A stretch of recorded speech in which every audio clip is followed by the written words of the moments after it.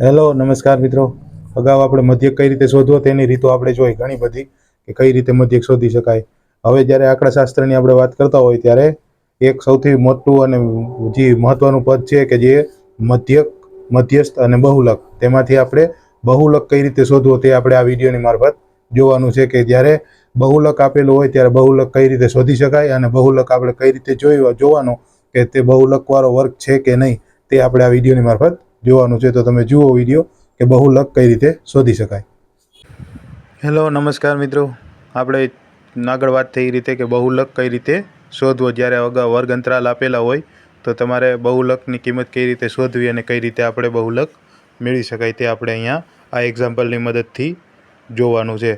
તો સિમ્પલ આપણે સૌથી પહેલાં મહત્તમ આવૃત્તિવાળો વર્ગ જે છે તે આપણે પસંદ કરવાનો કે પહેલાં મહત્તમ આવૃત્તિવાળો બહુલક હોય જે વર્ગમાં તે આપણે વર્ગ પસંદ કરવાનો। તો તમે જુઓ તો 40 અને 55 વાળો જે વર્ગ છે તેની અંદર સૌથી વધારે આવૃત્તિ છે, મતલબ ઓમાં એકમાં 2 છે, એકમાં 3 છે, બાકી 3માં 6 છે અને એકમાં 7 છે। તો તે 7 વાળો જે વર્ગ છે તે બહુલકવાળો વર્ગ છે।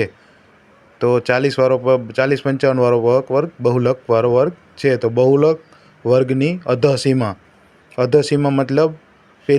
મતલબ જેની પહેલી વેલ્યુ કે 40 અને 55ની અંદર 40 વાળી વેલ્યુ જે છે તે અધસીમા થાય તે વર્ગની, બરાબર છે। અને વર્ગ લંબાઈ, બરાબર, સિમ્પલ આપણે વર્ગ લંબાઈ, તો વર્ગ લંબાઈ કેટલી છે તો થશે 15, બરાબર છે। ગાળો કેટલો છે, વર્ગ લંબાઈ કેટલી છે। બહુલક વર્ગની આવૃત્તિ, એની આવૃત્તિ કેટલી છે તો કે એ થશે FI, આવૃત્તિ કેટલી છે તો કે 7, આ બહુલક વર્ગની આવૃત્તિ। હવે બહુલક વર્ગની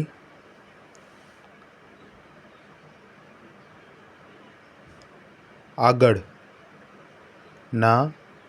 વર્ગની આવૃત્તિ, આપણે બહુલક વર્ગનો આગળનો વર્ગ છે તેની આવૃત્તિ આપણે લઈએ તો એ થશે F0, તો એની આવૃત્તિ કેટલી છે તો કે 3। એવી જ રીતે સિમ્પલ બહુલક વર્ગના પાછળના વર્ગની આવૃત્તિ, બરાબર છે। આપણે સિમ્પલ F0 લીધો છે તો F2 પણ મતલબ આપણે લેશું બહુલક વર્ગના પાછળના વર્ગની આવૃત્તિ, તો થશે F2, તો એ કેટલી છે તો કે 6।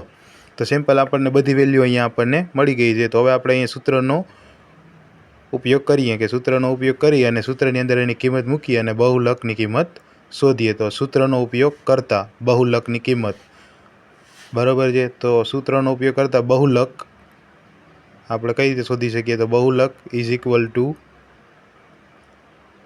હવે આપણે સૂત્ર મૂકી દઈએ તો કે L પ્લસ કૌંસ આપણે FI minus F0 upon 2F1 minus F0 minus F2 ગુણ્યા H, આ છે બહુલકનું આપણે સૂત્ર છે સિમ્પલ। હવે આ સૂત્રની અંદર તમે સિમ્પલ કિંમત આપણે અપ્લાય કરી દઈએ અને આપણે જોઈએ કે બહુલક કેટલો મળે છે। તો બહુલક અને એલની કિંમત કેટલી છે તો કે 40 મતલબ 40। એવી જ રીતે FIની કિંમત છે 7 માઇનસ F0 એટલે 3, તો 2F1ની કિંમત છે આપણને 7, બરાબર છે। અને F0 અને F2ની કિંમત 6 અને ગુણ્યા છે H મતલબ થશે 15। હવે તમે આને સોલ્વ કરો બહુલકને એટલે તમને કિંમત મળશે 52। આને તમે તો એમનું લખી દીધું છે, તમે સોલ્વ ઇઝીલી કરી શકો। તેથી પ્રાપ્ત ગુણનો બહુલક 52 છે। સિમ્પલ આપણે આ રીતે લખી શકીએ। તો આપણે જ્યારે બહુલક શોધવાનું કહીએ તો તમે આ રીતે બહુલક કોઈ પણ સંજ્ઞાનો શોધી શકો।